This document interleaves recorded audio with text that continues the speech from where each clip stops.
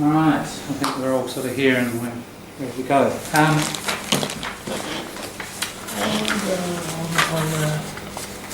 work. There you go. Alright, so last week we looked at the 7:30 report on police drink driving testing. It was just a verbal report.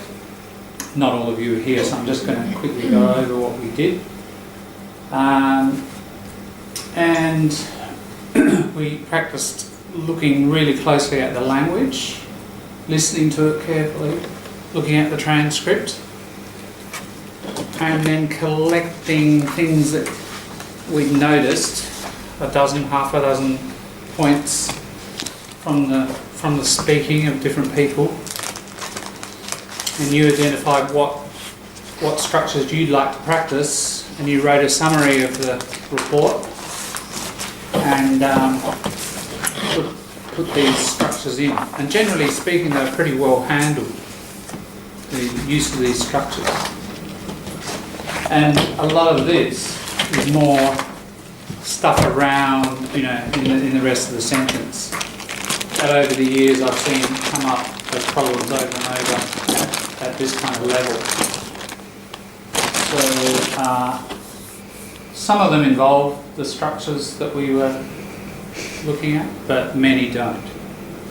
Just more general points. Alright, so you know the ropes. Remember that idiom? You know the ropes, you know the rules of the game here. I'll throw you a coloured pen, and after some discussion with your colleagues at your table, come up, watch the cable there, and do some corrections.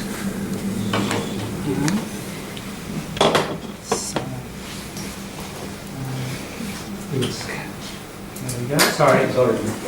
Yeah.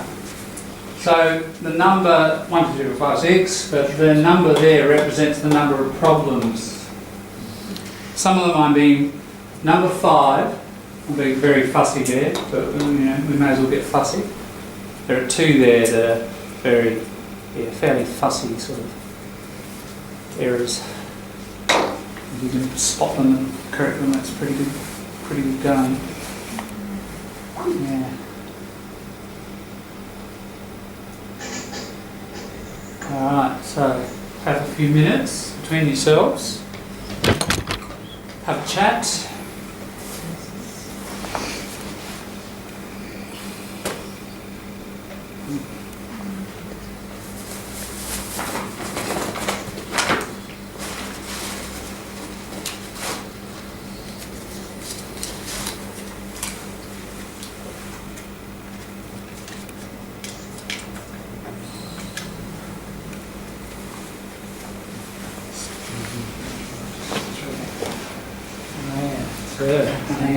Good to see you. Yeah, congratulations on finishing. It's fantastic. When it's red, I was Has it been accepted? my screen was frozen. I just got the Oh, really? right now. Bravo.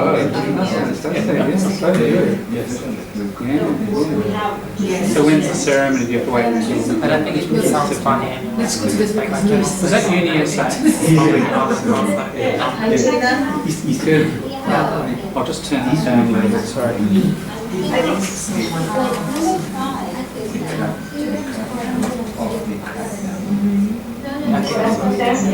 Probably we cannot discuss. We cannot say. I think if we definitely found sounds like the numbers. Yeah. Precisely how many other Oh, we do that. We do that. I think it's Same place. Same place. Yeah. 4 o'clock. So you're welcome to come to that for sure. 4 to 7. 4 to 7. So yeah, actually we've got Saturday comes. Sari, I think so. A couple of other names coming in. Oh, Pamela. Yeah, right. So from your class. Probably it's committed. Yeah. Is she still there? She is.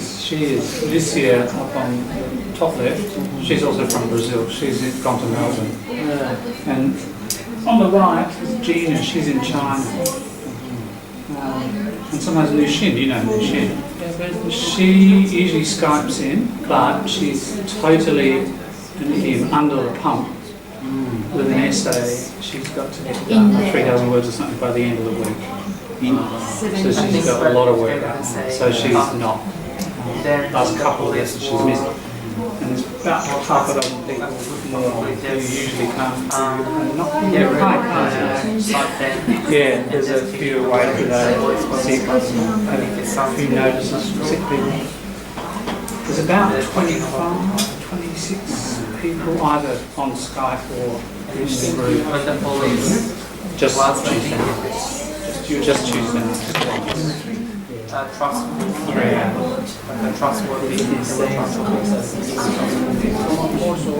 It's whatever people want to do. It's like I took a needs analysis and asked people what they want to do. And the main things like writing, slang, speaking. Those are probably the big dominant things. I'm trying to do stuff that helps with everything like this kind of stuff with writing.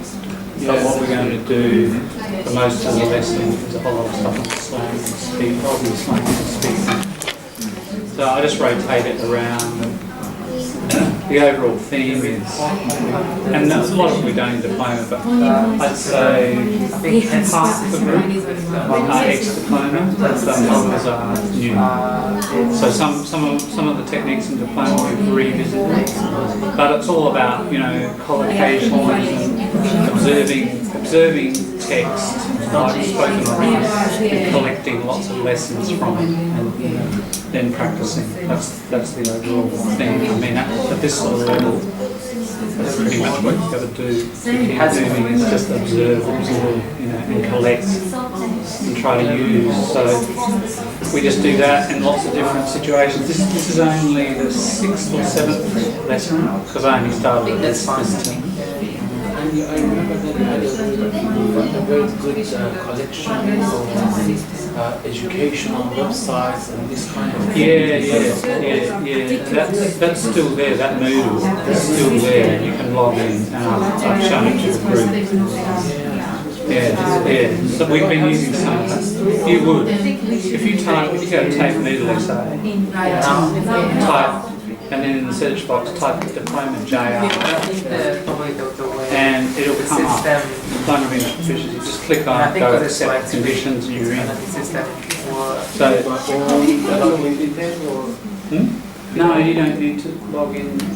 I set it up so it's open for guests, so that anyone can use it. Yeah. And see, I'm no longer in Tape. I left Tape last year. I took a package. There's like packages, you know, like that. Yeah, you don't really say. Oh, did you try it through there? Right. Yes, just see, I don't know what they have. They received just an email said, just like an automatic sort of thing, yeah. No longer Right, yeah.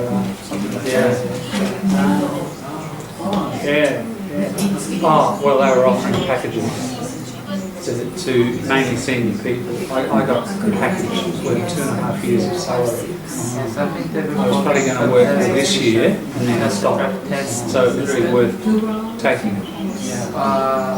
And it's getting worse and worse in terms of bureaucracy. It's just overwhelming. Everybody who I left behind is having a really bad time.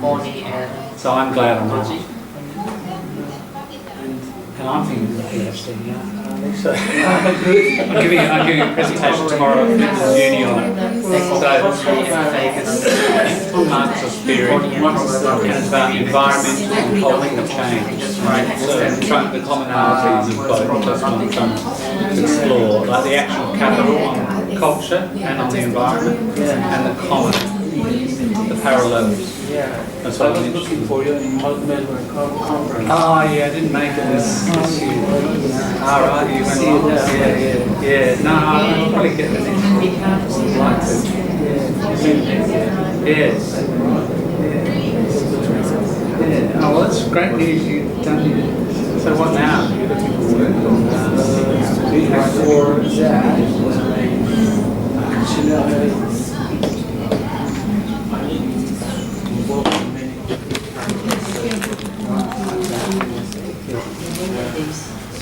post-stop research. Do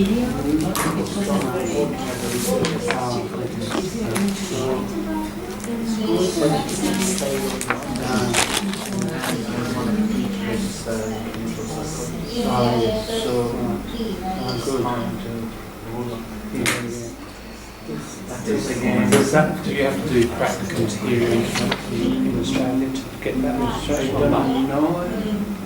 It is one of the important stepping stones is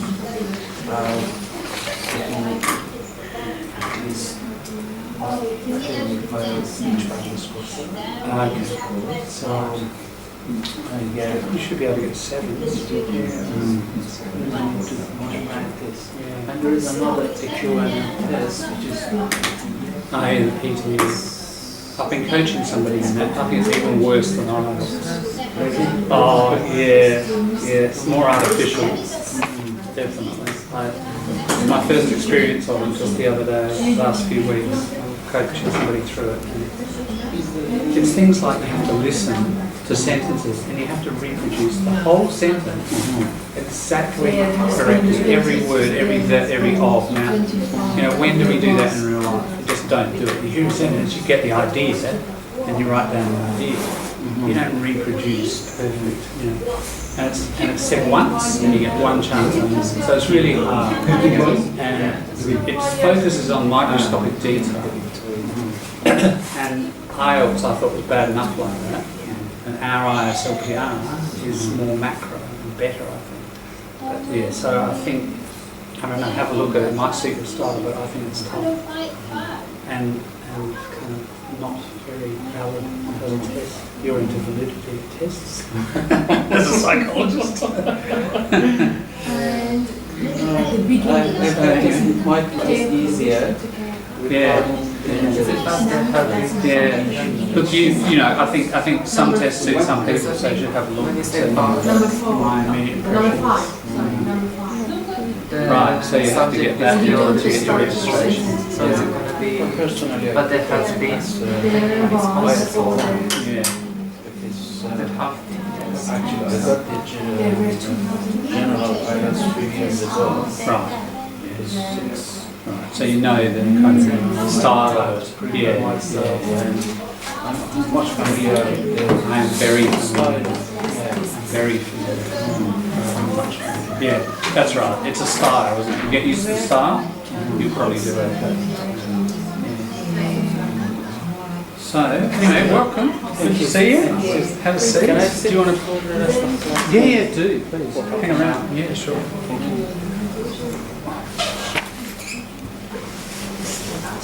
So, I thought you were going to stay for the whole time, but that's okay. Do you want to come to these classes, or do you want to do private tutoring, or what do you want to do? I prefer to maybe come to this class. Oh, sure. Yeah, absolutely. Yeah, but today you can't stay. You can only stay a while. Short, very short notice. That's okay. No worries. I can just remind me during the week. I'll put you in the group because we've got a class group, and I'll send you the video of the rest of the class today. Great. So you'll be up to speed next week. What's up with you? How are we going, guys? Okay, collocation. Wild guess. All right, a wild guess. You can tell what that means. Come up and have some wild guesses. Anything you've been talking about in your group, come up and guess it. Put a question mark next to it if you like to indicate, it's just another idiom. It's just a stab in the dark. Right? It's completely dark. A stab. You got no idea if it's on target or not. Just make a stab in the dark.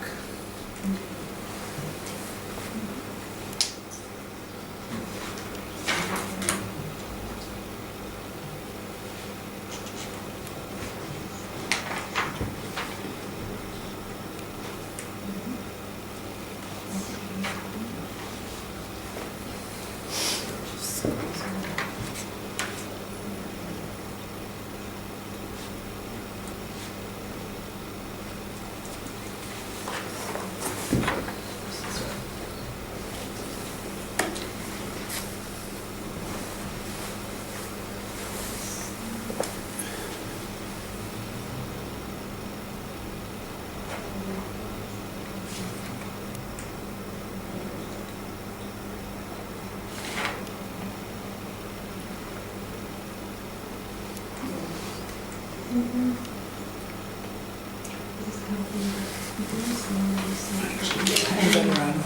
you just put your name and pass it on, please? Sorry.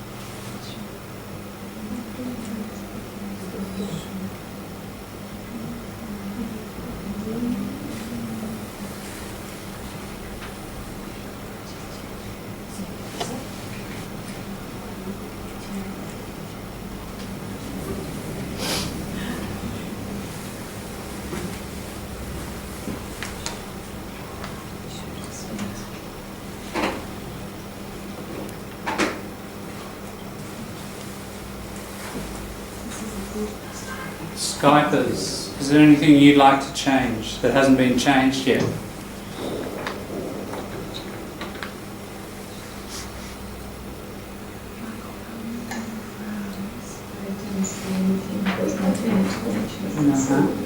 Yeah. If not, I cannot see as well. can't see it. Can't see it well enough. Later for me it's like Blurry, yeah. it's blur, right? It's Yeah, blurry, for me is it? it's the same. Okay. Yeah. Alright.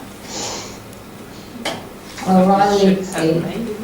Yeah, I thought it was just me. yeah. No, right. I wonder now. We're fine. So turn it back that way. Get a bit more light on it. Thank you. Is that worse? No, okay. Alright, well, for the benefit of, I don't know, maybe I'll try to use a darker black pen next time, I guess. I'm not sure why it didn't work today. I'll read it through then, we'll start correcting. Okay, I cannot say definite how many other frauds have been done. Okay. Correction, I cannot, make sure it's one word, not can, not. Cannot, many hundreds of years ago in English became one word, cannot. It's a common error. I cannot tell, I cannot say, both of those are okay. Probably that, well, we're speaking personally, so both are kind of impersonal. Definitely, you just need the ly. Precisely, you could say precisely as well, but definitely is okay. The key was getting the ly, just leaving that off. Yeah. How about is it on the right place? Yeah, that's fine. Because if You could put it there, couldn't you? I cannot definitely say, I cannot say definitely. That's flexible, you can move that around. Alright. do we have such a thing as I cannot tell for definite No, what we have is I cannot tell for certain. or certain? We have that structure. But you can't include other words in there, it's just a single form.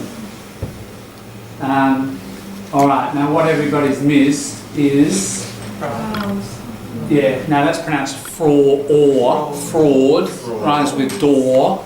Alright, in other languages fraud and other things, but fraud, and it's uncountable. It's a noun, uncountable. So what has to happen here?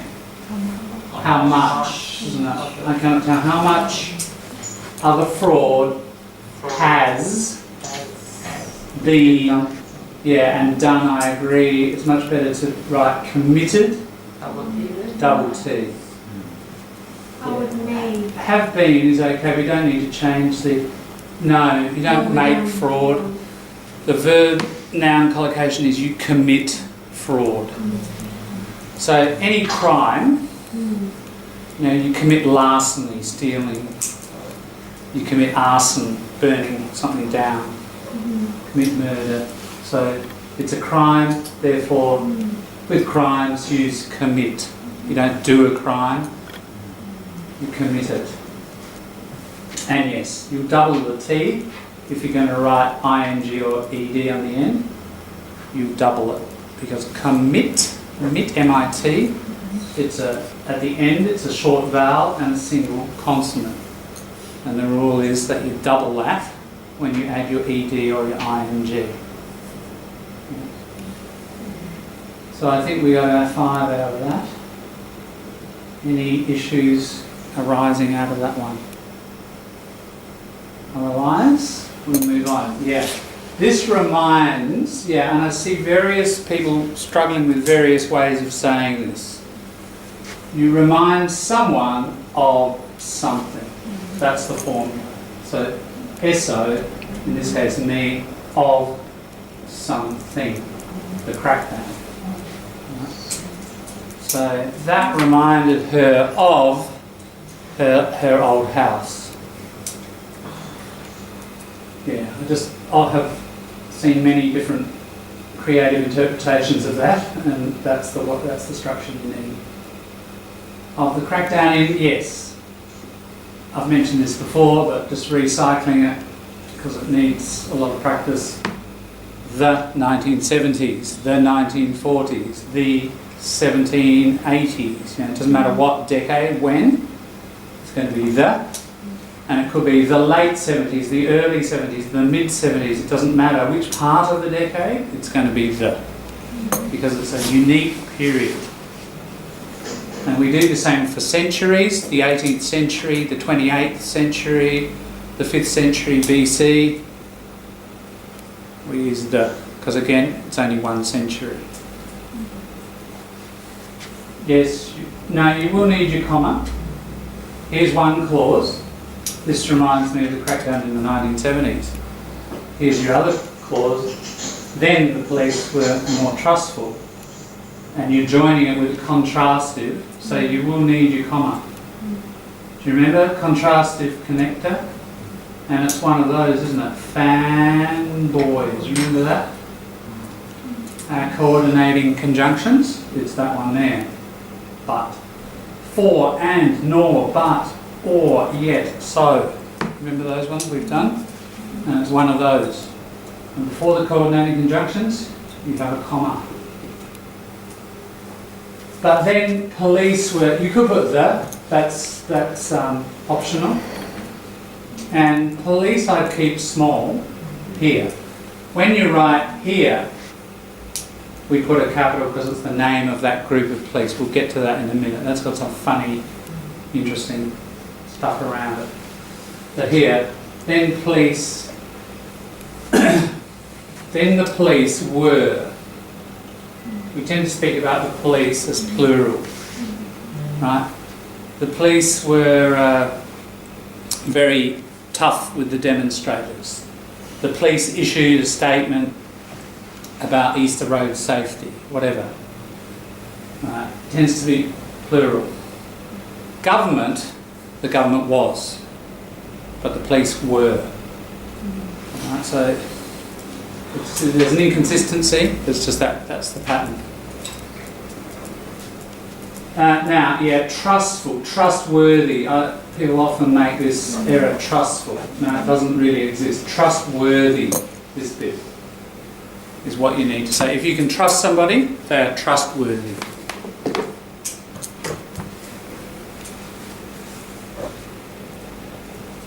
Alright, I think we've got them all there. The next one says, for the benefit of Skypers, I'll read it out. The report confirmed suspicion, I'll just read the original, that the breath tests system is phony, fake and dodgy. Okay.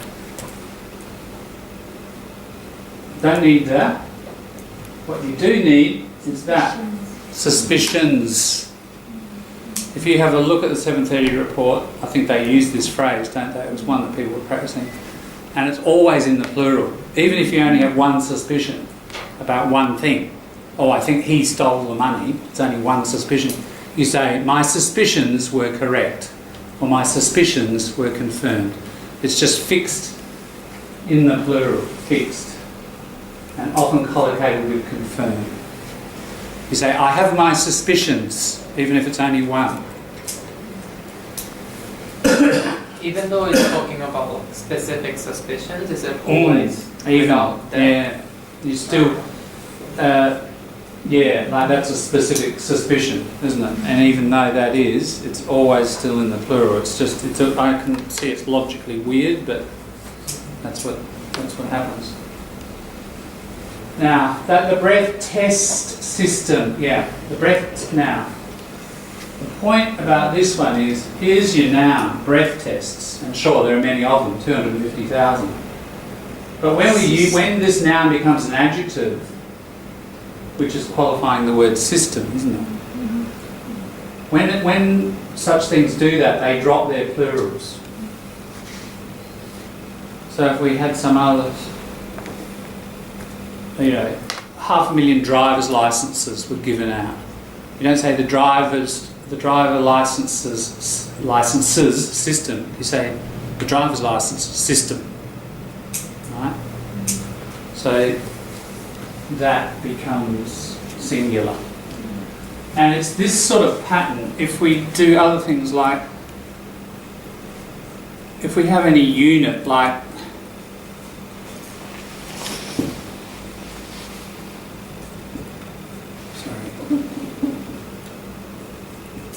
there's your noun, hike, and we hiked for 4 miles.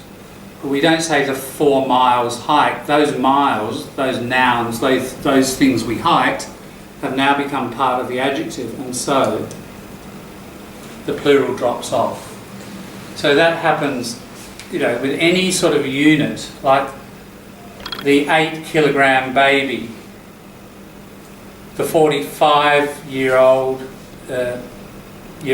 man. We don't say years old. The 5-day conference. Not the conference lasted 5 days, but it becomes the 5-day conference, etc. So miles, days, weight, any unit of time, distance, weight, anything. That unit will be in the singular before the noun that it's describing. Common area of difficulty.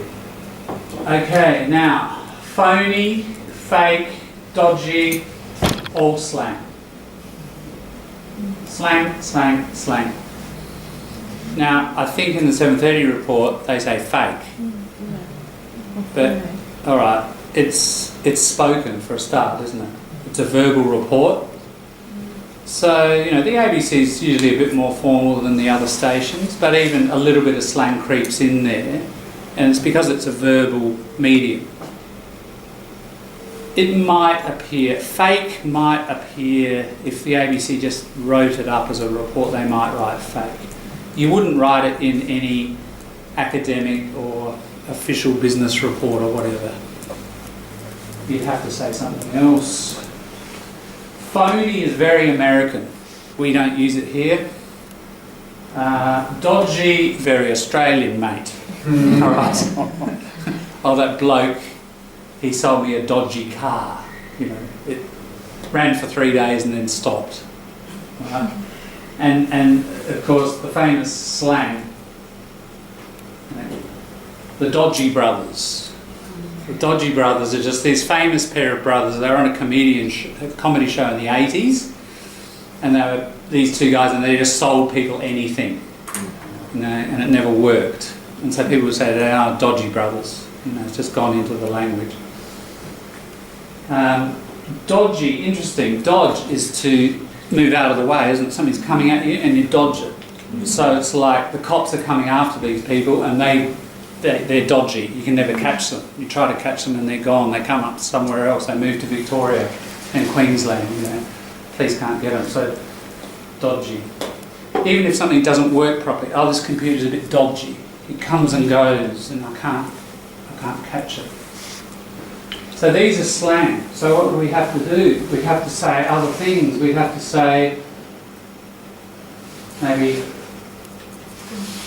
fraudulent, you know, illegal,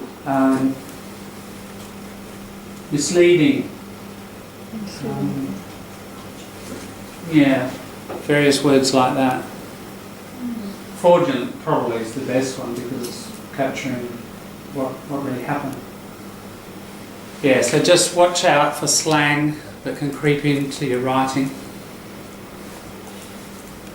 And that's where, like, what we're going to do tonight is focus on slang. And the other reason for learning, you know, you've heard me, if you've been in diploma, argue very strongly for learning slang. And it can work in reverse in the sense that if you learn your slang well, that'll help you with your writing because you'll know what not to write. You know, it can help you. Some people may think, oh, you know, slang, yeah. All right, I don't need that because I'm going to go on to academic stuff and, you know, official business. But yeah, if you learn the slang, that's going to help you write that stuff and not include those informal and slangy structures by mistake in your writing. So it's good to know those two ends of the language, the very informal and the formal, and they will both help each other. Okay. 4. The Victoria Police have busted many drivers, but there have been many misconducts. Okay, now, this is the name of the police. And they do this really weird thing. Okay, Victoria is an adjective of police, isn't it? Mm-hmm. And it should be Victorian Police. But for some reason, they don't do it. It's Victoria Police. And it's just wrong. Now, the police aren't known for their high levels of English. Maybe somebody who made the logo, and they all sat around and said, oh, that's good. Yeah, let's print. So they do $1 million worth of printing, and it gets stuck. But interestingly, South Australia now do it too. South Australia Police. And it's just really weird and wrong. Queensland Police, well, Queensland is also the adjective as well, isn't it? But if we went to Western Australia, I think it's the same. West Australia Police. Western Australia Police. Anyway, that's the pattern. That's what they've done. So because it's the name of them, it's the name. We don't say the Helen, the John, the Kerry, do we? We just say Kerry, John, Helen. So it's a name, so know the. Victoria Police have, remember the police are plural, busted, also slang. I think I might have mentioned that last week, that one. You can see the metaphor. There's a crime gang and it's busted. Or even a single person is busted. Their criminal plans are broken. So it's a common bit of slang about being caught by the police. And again, 730 report use it, don't they? Again, it's verbal. And there is slang that creeps into reporting. So that's something you're going to have to be aware of. I suggested last week, use these reports, explore the transcript very carefully, but this is one thing you're going to have to be filtering all the time and asking yourself, is that slang? Is it not? Because it does creep in even to the ABC. So that's slang. Stopped, we could say. Charged many drivers, comma, yes, correct, because it's another clause. but there have been many misconducts. But there, well, if it has been, we have been because it's many, but misconducts is our problem. Yeah, uncountable misconduct. You can't have many misconducts. You can have a great deal of, remember that pattern? A great deal of, and therefore has, isn't it? There has been a great deal of misconduct, is what you finally arrive at. All right. 5. 250,000 breath tests,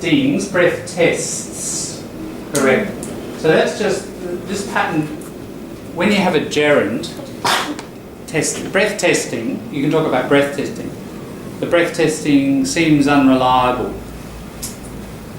But when you have gerunds, they tend not to be countable. You tend not, there's a tendency, it's not an absolute rule, but when you're working with a gerund, usually it's not something that you count. You know, breath testing is this general thing, isn't it? The breath test is the concrete actual noun, and you can count it. There were 300 breath tests performed last night. But breath testing makes the roads safer. It's become this general abstract thing, and we tend not to count that. So therefore it tends not to be plural. So when you're working with gerunds, and you feel like you need a plural, just have a think about it. And maybe there's another way of doing it. It should be in the singular. So here, because you want a number, you'd say tests. 250,000 breath tests were performed. Good. Now, another fussy problem. 250,000. Most editors will say, do not start a sentence with a number. Why not? Because you've got a full stop there. And sure, there's a space, isn't there? But the reader, reading it quickly, might say, oh, there were 0.250. Right, imagine it was not without all those zeros like that. It might look like 0.25, mightn't it? And it will create this momentary, or perhaps not even momentary, the person might just keep on reading and think, oh yeah, only 0.25 of something instead of 25. So it creates that problem. So what you have to do is you have to either put a bit of language in there, or you have to write that out in words, 25,000. So you can approach it either way, solve it either way. So if we put approximately or something like that in there, or exactly, precisely, if it was an exact number, and we want to preserve that number, something like that. Just a little editing thing. And no one got this one? Society. Yeah, it should make society safer. Well, it should make which society? Please always say which one. Australian society, Just, especially with academic writing and you're studying social sciences, sociology, social psychology, whatever, history, you'll never see an academic just write society. It's just far too vague. People in the bars, having a drink will say, oh yeah, society, it's going to the dogs, isn't it? Which means getting worse and worse, right? Or they'll say, oh, society isn't what it used to be, or they make some comment about society. It's general, but it's a very kind of uneducated use of the word. It's very imprecise.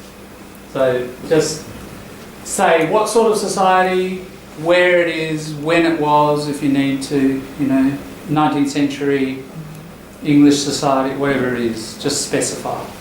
So you can't just put the society and assume people understand the society. No, if you want to just speak generally, don't do it in writing, and you wouldn't put the. If you are going to use it at all, you just say society as this general thing. Yeah. You could put, if you want to talk generally, should make us safer.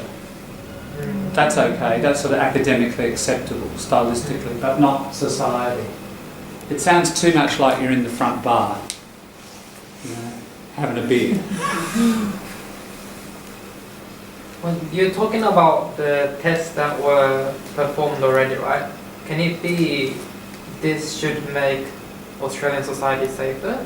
Because it's for the action that was done already. Yeah, so- I guess it's been done. They were performed, and all of this accumulated. Here's the result now. You could look at it like that. That's Okay.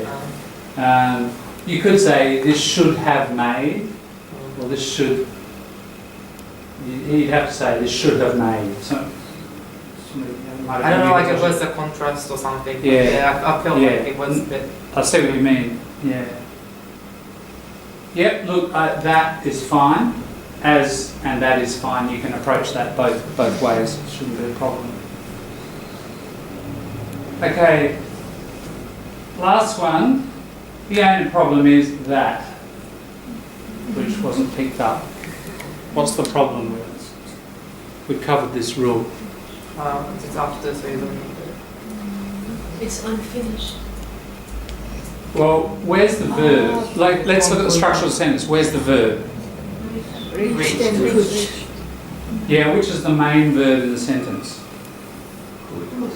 Put. Why isn't that one? Because that's part of the whole, that thing. Sorry, Skypers. The conclusion reached after the audit, comma, put the commissioner in a difficult position. So there are two verbs, reach and put, but this one is helping to create that whole noun. That's a noun clause, isn't it? Because that's the subject of the whole sentence. That's the main verb. This thing, put this person in this position.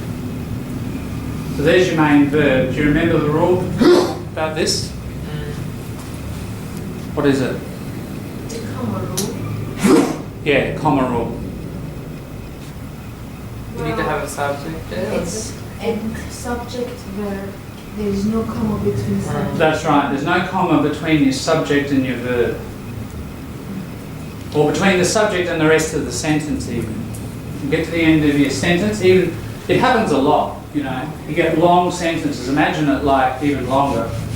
The conclusion reached after the audit examined all available evidence and interviewed many witnesses, right? It's getting longer, isn't it?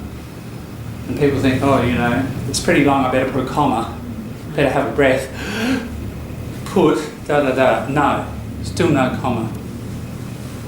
Right. Now, you will see them, and even journalists will do it sometimes, but they shouldn't. That's the rule between the subject and the predicate, the rest of the sentence, no comma. So if you follow that, you won't go wrong. Let's say like when you're writing something, right, and when you feel like it's right but the subject is starting to get too long, would you recommend us to change it so it's going to be easier for the reader to understand it? Often, or? yes, that's right, because those subjects can often build up to be quite long structures, can't they? And so, sometimes it's really long structure and then your verb and then the rest. And sometimes it's better to unpack that and just make it a sentence. So, for example, a conclusion was reached after the audit, full stop. This put the commissioner, you know, I mean, it's not a terribly long one, but there's that sort of strategy, isn't it? You'd unpack that and make that the main verb of an actual sentence, independent sentence.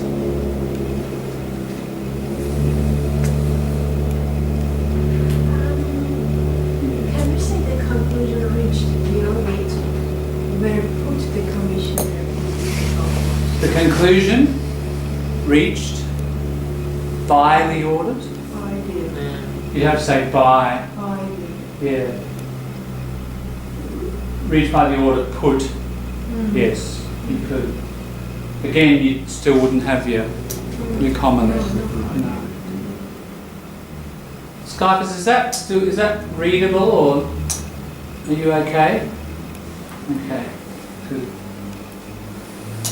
Yeah, all right. So I hope that revealed a few new things for you. Any observations or questions about anything there? Or related issues or anything?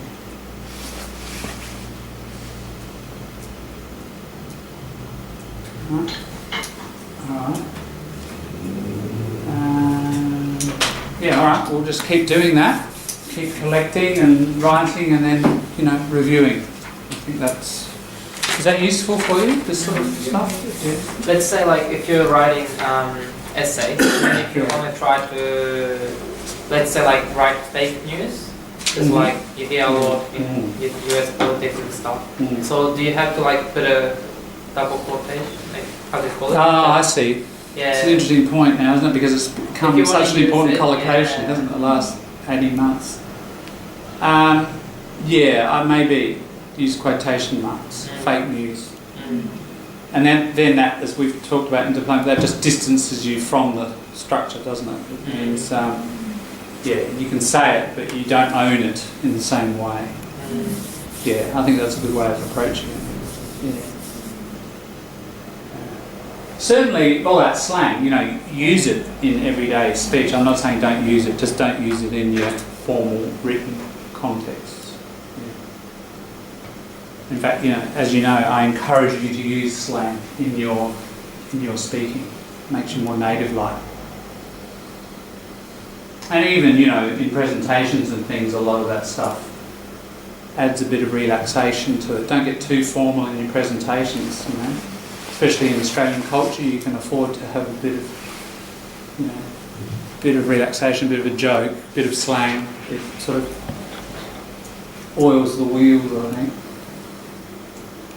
All right. Well, speaking of slang, we'll move to our next text that we'll explore, and it will involve a bit of listening. Get it up.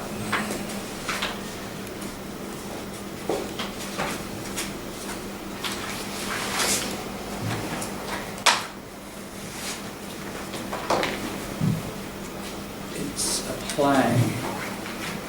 So we're going to look at an Australian play, and I'll write it up, the name of it.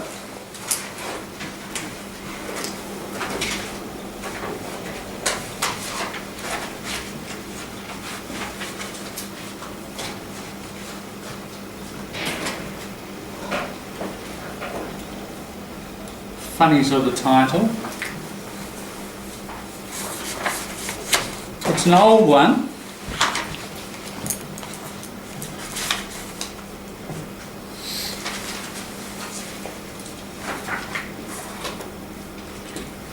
(1957).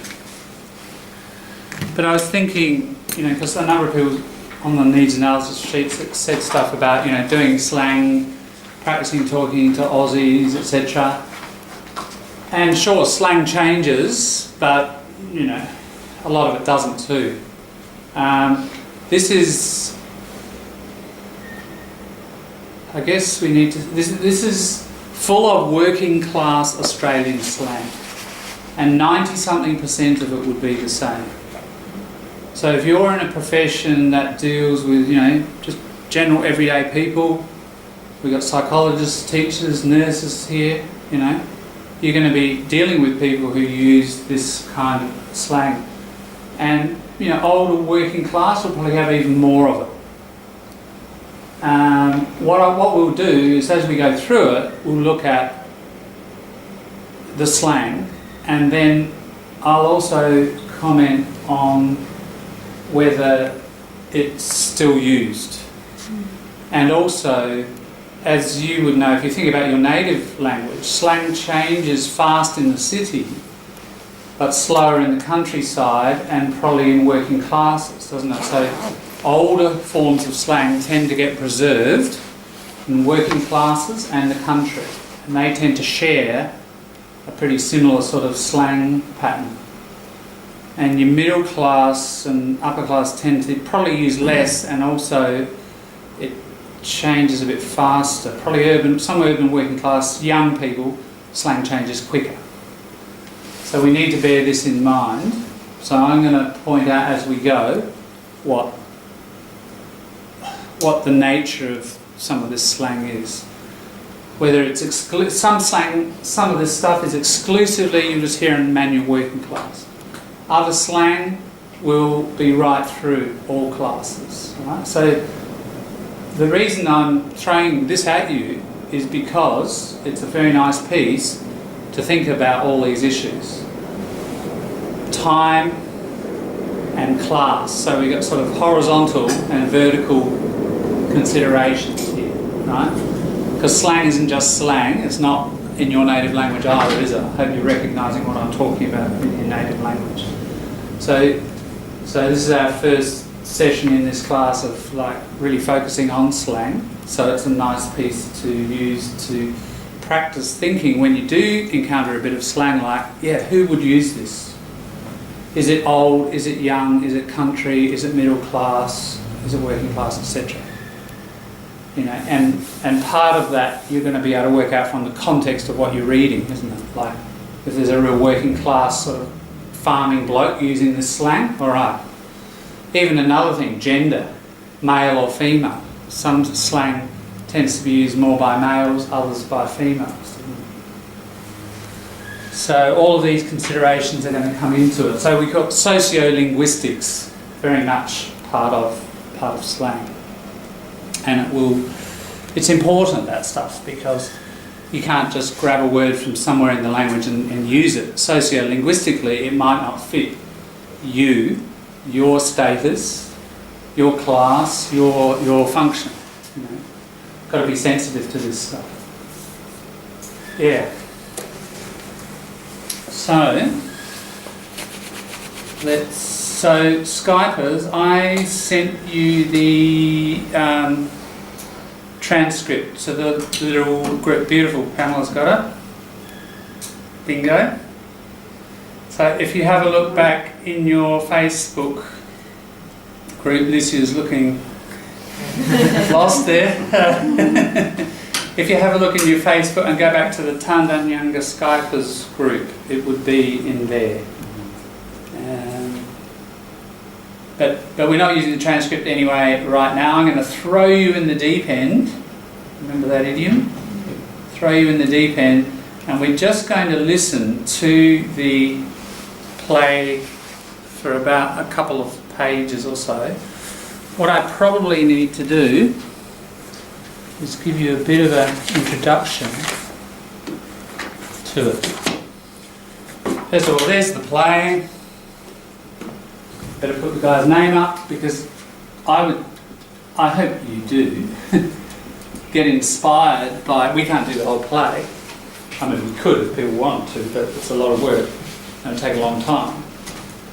But I think, you know, what I'll do in here is throw certain texts at you, bits, and if you like it, hopefully go and explore it more. And, you know, if you learn a dozen or a couple of dozen bits of slang tonight, and you can see the value of it, go and get it. Like Oxfam Bookshop, you know, $2. I think this is a made-up name. So Angus Wheaton, sure, that's a real name, but he's written Angus Fungus. It's his name. It's great. Sometimes you get some really interesting things in our second-hand books. I think it's about $2 or something. But you can buy it wherever. Any bookshop will have that. That is really regarded as the first Australian play. That's it. It's a milestone. Remember that word last week, the milestone? Why is it? Because, and until the 70s even, long after this, there's a bit of cultural stuff.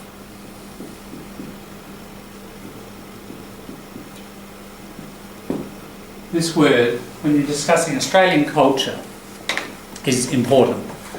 The cultural cringe, we don't talk about it much today. Cringe is when you go, ugh, oh, that's ridiculous, that's just so stupid, it's embarrassing, I don't want to look. That's a cringe, ugh, cringe like that.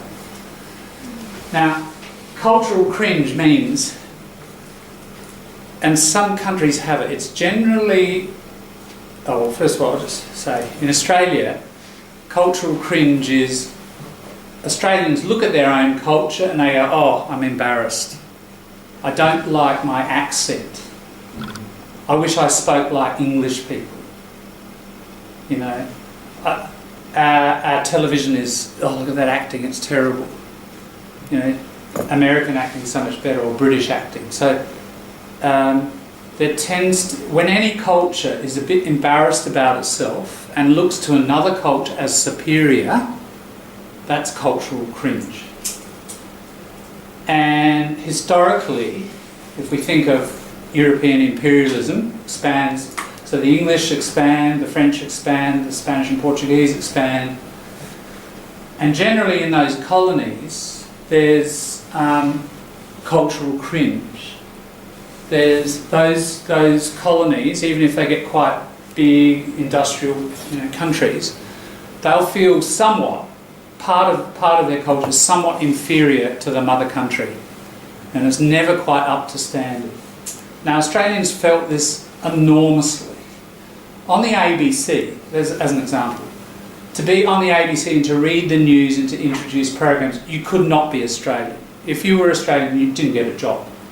You had to be British. You had to have a British accent. Because, this was the highest and the best radio station, and of course, the highest and best culture, English. And this went on for a long time, into the 70s. Now the whole thing changed with Gough Whitlam, and in Diploma people I've talked a lot about Gough, and there was this cultural revolution where he pumped millions of dollars into the arts, and a whole lot of playwrights, people who write plays are called playwrights. Look at the spelling of that. That doesn't mean write a letter or a book. Write means an old word to make, like to hammer out something or make a wheelwright or a shipwright. Okay, so that's the person who makes plays. So a lot of playwrights got money and they wrote and they used Australian slang. Now. And they put Australian actors on stage, and people went and heard Australians speaking, and they even made television programs with Australian language, and Australian actors. And really that didn't happen for almost 20 years after this play. So this play was a long way before that, and it broke many frontiers and boundaries, because for the first time people heard this Australian lingo, this Australian slang on the stage with Australian actors and so on and so forth, right? So it was a major sort of cultural breakthrough. So, the writer is very conscious of doing this.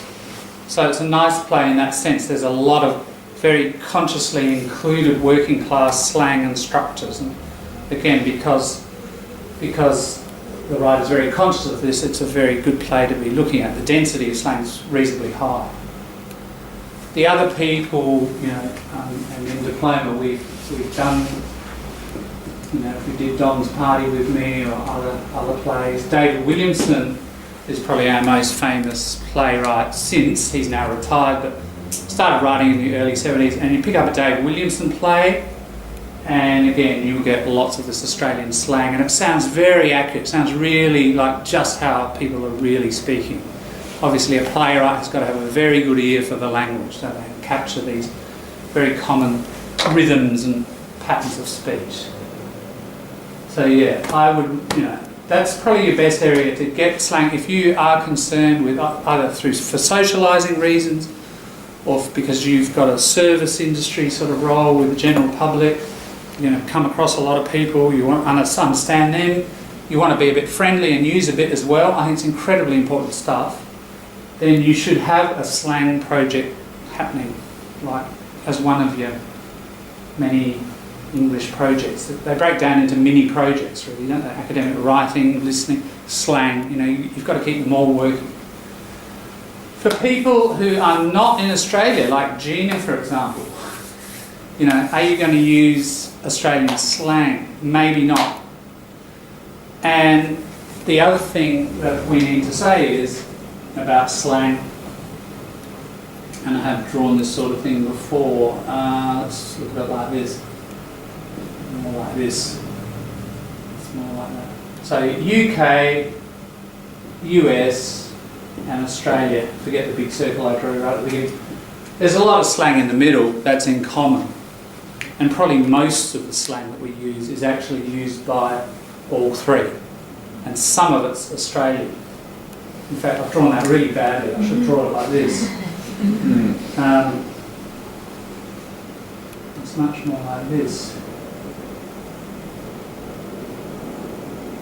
Something like that, isn't it? The biggest area is the common stuff. And there's a little bit that's just pure Aussie. And there's a bit that's pure Brit. And there's a bit that's US, isn't it? But what happens, of course, is the United States, because they're dominant these days, there's not much of that at all.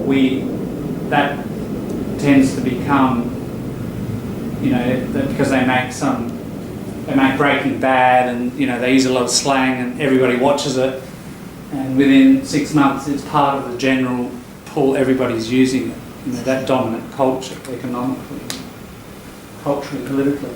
So we tend to get it. So we will know most of their slang. They won't know ours. And we know a lot of that, but Americans know less, actually, because I guess they've been separated for longer. This tends to be a bit closer. So yeah, all these things we'll explore as we go. But these are the broader considerations that we're talking about before we jump in. Any comments or questions about those broader points? Otherwise, what I should do is explain the structure. John? Yeah? Excuse me. Could you please write on the board, the sentence that you said before? Through you in the something, was another slang? Throw you in the deep end, maybe? Oh, throw you in the deep end? Yeah. Yeah. So that's like, the metaphor is the swimming pool.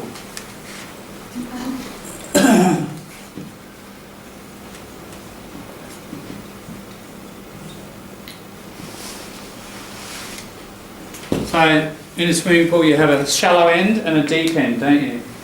And if somebody's just learning to swim, you probably put them in the shallow end. But sometimes you just get thrown, or somebody throws you in the deep end and you try to swim. So that is a common metaphor for when you're approaching a task and we say, all right, we're not going to start with the easy bit, we're just going to jump in and we're going to see if we can swim. I have a life preserver ready in case somebody sinks. And I hope we've got Hitomi, she's a nurse. We've got first aid if we need it.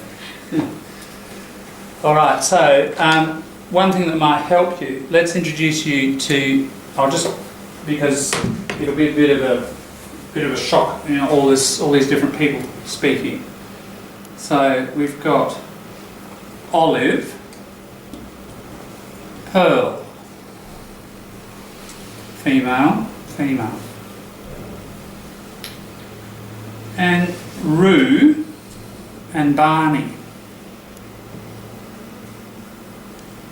and Nancy and Bubba. Female. Alright, so we're just going to watch the first few minutes and it's just the women. So they are talking about Nancy. So it's these two people, Bubba. Bubba and Pearl are talking, and they're talking about her. Now, these two people were old friends. They're old girlfriends. They used to be matched up with these two guys. These two guys are, manual workers, and they are cane cutters in Queensland. So cutting cane it's hard work, you know, like it's manual work with a machete, like a big knife, and they burn it first. And then you go in, it's all got ash, and you cut it and you come out black, and you know, it's really tough work. And it's seasonal work. Now, it's set in Melbourne. So these, let's just look at the basic historical structure. Olive and Nancy, they went out with Rue and Barney, not married. For many years, every year, it's the 17th year that they've been doing this. These cane cutters are up in Queensland most of the time, and they come down once a year to meet their girls. And I think it's Rue, this guy, he invented this little tradition. It's just their own little thing of buying a little doll, a Kewpie doll, you know, those little sort of plastic ones with a big dress on them, on a stick. You get them at the shows and stuff, cheap. Anyway, every year he'd come down and present Olive, I think it's Olive, with this doll. All right, now it's the 17th year, and something happens this 17th time. So every summer they come down, because they're cutting cane, it's a seasonal thing. But in the summertime, the work stops. So they come down in summer to Melbourne. What's happened is Nancy, been doing this for a long time, got sick of it, decided, nah, I'm not going to marry him, went off. And here's this new woman, Pearl, who knows Olive, and it's like a bit of matchmaking might happen. Right? So she's come along to Olive's, and Rue and Barney are going to arrive. This is just before they arrive. And Pearl's sort of, getting lined up to be with Barney. Right? Baba is younger girl, who just has known the family for a long time. Alright, so that's the scenario. Does that sort of make sense? I think it's probably best if I explain that first, because with all the dialogue rushing around, it'll be too much to figure out. We're going to just watch it a few minutes, probably 5 minutes or so. Then I'm going to hand it over to you.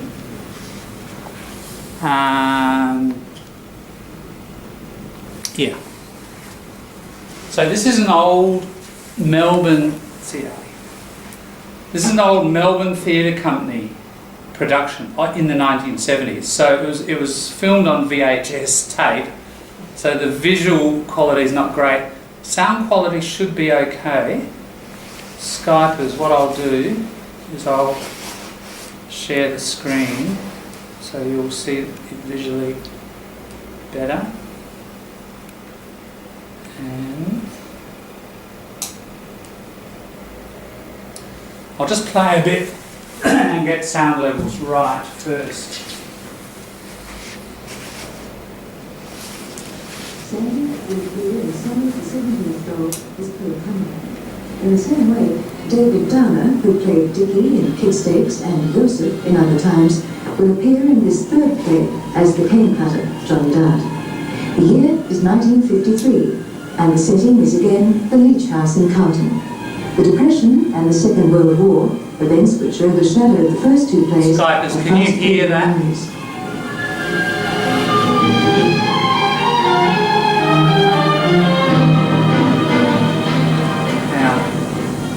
So, I was the only one who went to the wedding. August it was. The boys were away. Can you hear that, Skypers? Skypers?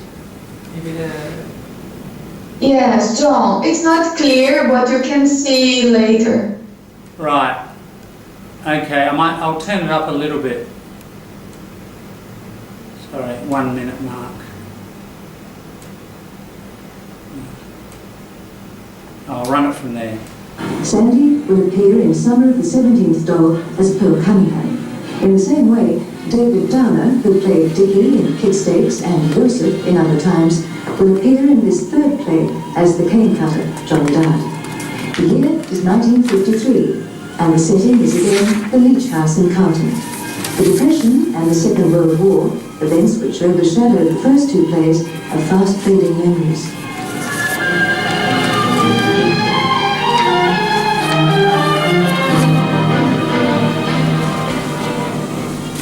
So, I was the only one who went to the wedding. August it was. The boys were away, though of course we all... Okay, so that's Bubba. She's talking about going to the wedding. Alright, with Nancy. That's Pearl. Down here. To get you oriented. Right up and told them they sent out money for a present, but I had to buy it and take it along. Olive wouldn't have anything to do with it, wouldn't even help me pick anything out. The boys didn't mind her getting married then? Oh, I don't know. I suppose they did, especially Barney. I mean, it must have been a bit of a shock to him. But like I said, they wouldn't do anything to stand in the way. Well, that's how they are, see. Olive was the only one really kicked up a fuss. She wouldn't believe, even up until Saturday afternoon, that Nancy didn't go through with it. If you ask me, I'd say this Nancy had her head screwed on the right way. She got tired of waiting, I think. Olive doesn't mind it, she just looks forward to the next time. But it used to get on Nancy's nerves a bit. And of course she reads a lot. And this fella, this Harry Alloway, well, he works in a bookshop, and he used to bring books into the pub for her. I suppose that's how he got round her, really. Don't reckon Barney's ever read a book in his life. Well, I'm fond of a good book myself. Now and then. Well, you won't be needing any until after April. Even Nancy, she only used to read in the winter time. Mama! Yes? There's earrings in the one with the green stone. Haven't seen them. Oh, God, I'll get the old girl. Okay, so that's Olive. She's upstairs getting ready. Looking for her earrings. Take them all over the kitchen. You might want to... Oh, no, it's all right. Here they are. I couldn't see them for looking. Olive always gets nervous. We used to have to joke her out of it, Nancy and me. But I think she's got it worse than usual this time. I mean, she's probably worried about how you're going to fit in. I don't have to fit in. What I'm here for is a visit. And if Olive's told you anything else... Oh, she hasn't. She hardly said a word. In that case, then there's no need for you to get nasty. Well, I wasn't being nasty. You were nasty-minded. What you said before about not leaving any books till after April was bad enough. It strikes me you know too much of this place for your own good. I lived their story, will I? Why shouldn't I know? I am not going to argue. You just shouldn't, that's all. But you said I was being nasty. What made you say that? But Olive's never told you that there was anything nasty about the layoff season. That is none of your business. Hang on to your hats and mittens, cans. Here I come again. Well, what do you think this time? Snazzy enough? Oh, well, you might knock your eye out, but it's nice and cool. And it's the sort of thing that Rue likes, you know, fresh and green. Yes, it's lovely. Pearl? Yes, not my taste, but suits you. Well, it'll have to do anyway. Haven't got time to change again. Now, what else is there? Oh, I know, get the beer in. Oh, where you are, in the fridge. God, she's a good kid, that. Strikes me she knows more than a prayer, it's just the same. Don't be silly, she's only a baby. Not too much of a baby. If Vera ever spoke to me like that, I'd put her straight back across my knee, and I don't think it's nice the way this one acts. How? Oh, just as if she owns the place. Oh, well, what do you expect? She's been running in and out of here ever since she was old enough to walk. Well, Rue and Barney, she treats as if they're uncles. Oh, God, you're a wag. Talk about cautious Kate. Then why? Well, look at them suitcases by the stairs. You'd think someone was getting ready for a moonlight flit. That's different. I've taken my overnighter up, I'm not taking up anything else till I'm certain. Don't be silly, I told you he's all right. Yeah, well, I'll find that out for myself if you don't mind. Look, no one's trying to talk you into anything. Just don't take too long to decide, that's all. Well, where's that photo you said you was going to show me? Oh, yeah.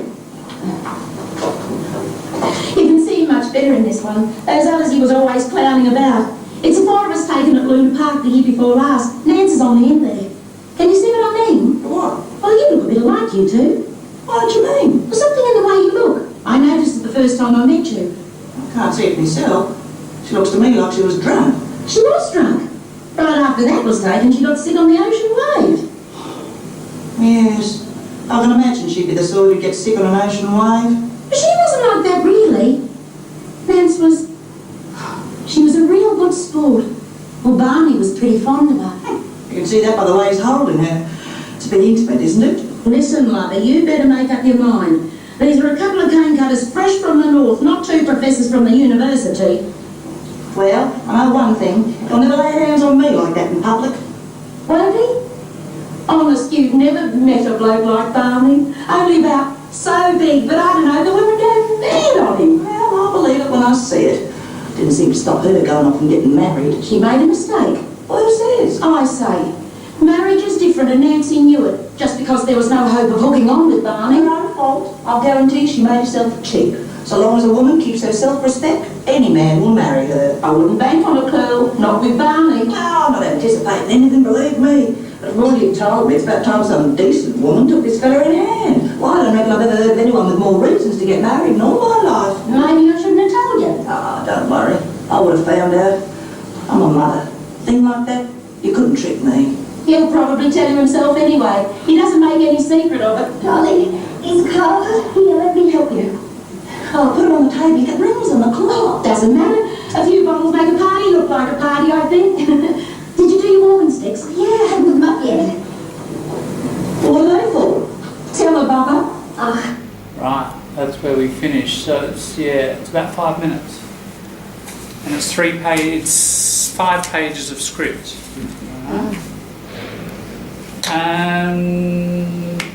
All right, just clarify, maybe Olga, join these guys. And what was happening, just a few minutes, what was happening, who's doing what, who's saying what are they feeling, etc. Just clarify that amongst yourselves, right? Just the meaning of what you've seen. If you feel a bit lost or you've got a question, who was doing what, why, ask each other and just check on a few things before we go. We'll have a break after that and then we'll get into the script, especially the slang. But it's good to know the context first. Go. Yeah, so questions about the drama of it. So Skypers, if you have a chat between yourselves, Skypers, how was that to listen to? Difficult. Right. Okay. I'll just...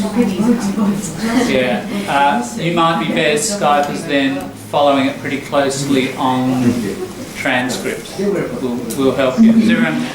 Have you all found the transcript? Licia and Gina, you got the transcript?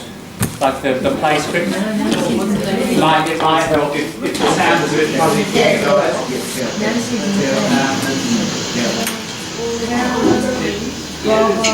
It might help if you... we're going to use the transcript from now on anyway, okay? I'll just turn my mic off and you guys can chat between yourselves.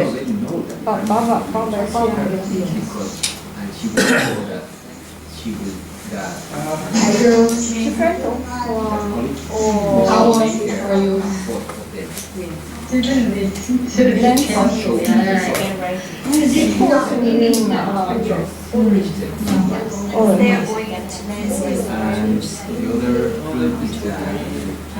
So this is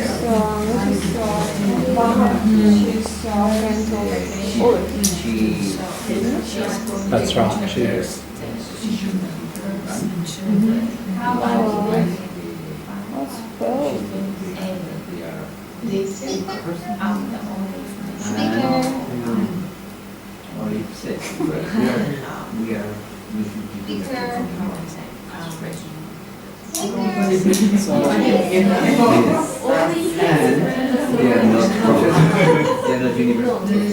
No, they are not that.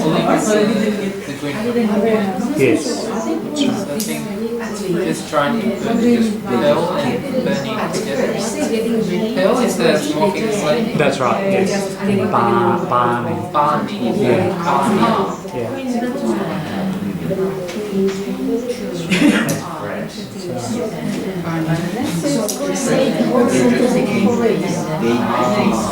Nancy is going to parade. Nancy is ready. She's going for it. Nancy with Barney. Yes, or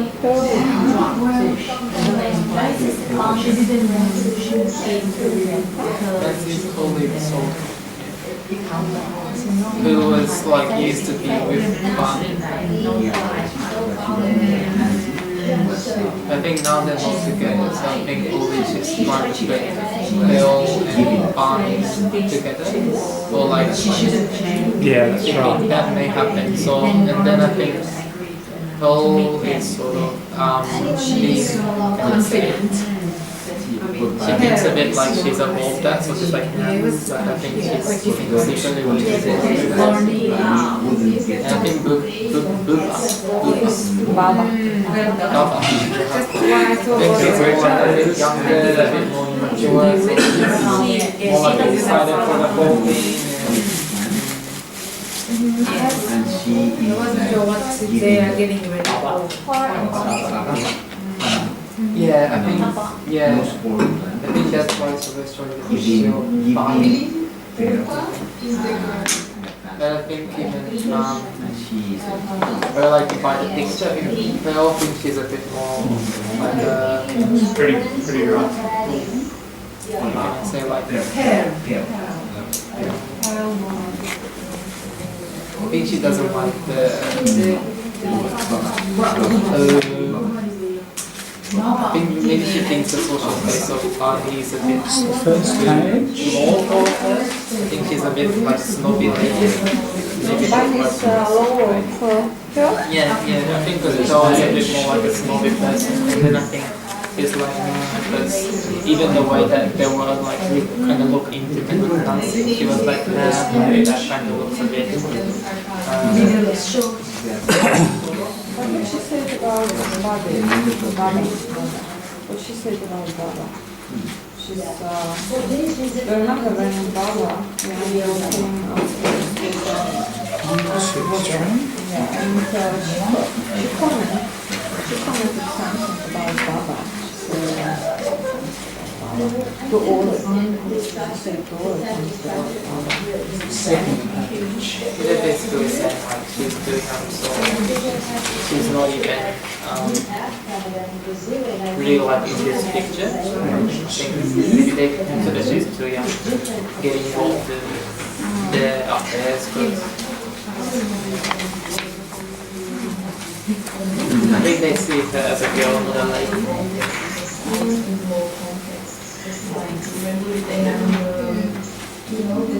And last page. Is that a spare, is it? No, that's yours? Okay. Last page.